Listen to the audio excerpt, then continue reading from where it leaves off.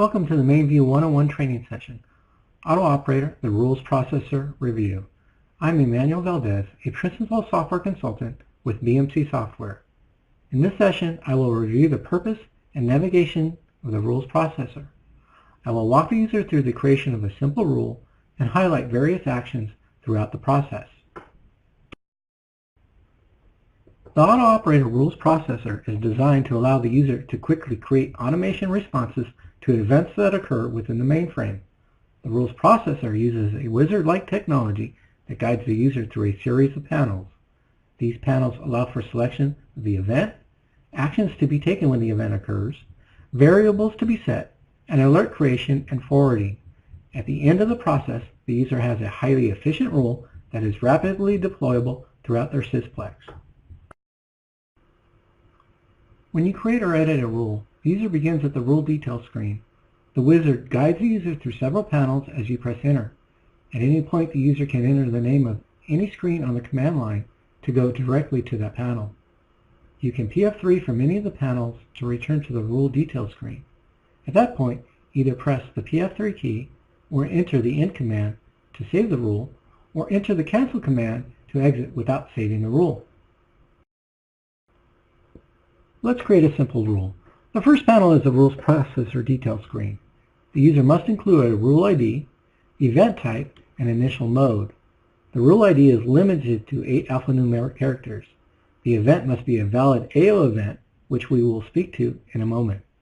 The choices for initial mode are enabled, meaning automation will be active immediately once the rule is saved. Disabled, no automation will take place when the rule is saved. Or test, which will tell automation to compare for an event type match, but no actions will be taken that are defined within the rule. This option is very useful when testing automation that acts on very specific criteria. The Application Information area has no effect on the rule, but is highly recommended for documentation and future maintenance. Placing a question mark in the Event Type field of the Rules Processor Detail screen, the user is presented with a panel that describes event types currently processed by AutoOPERATOR.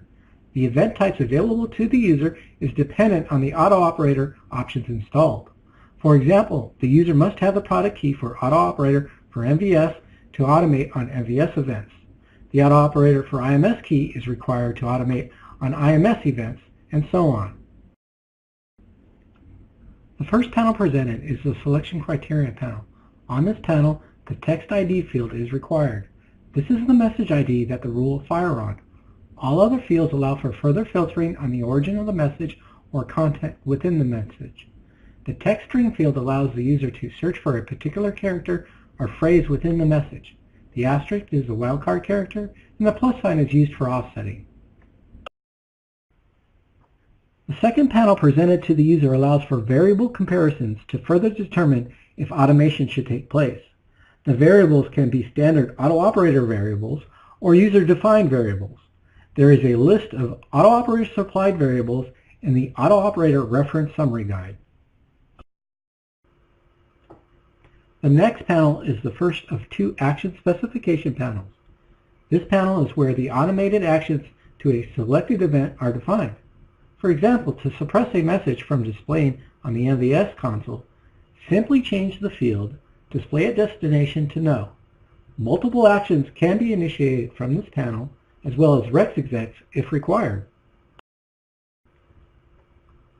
The second action panel allows for additional rerouting of the message to a TSO user ID or alternate destination.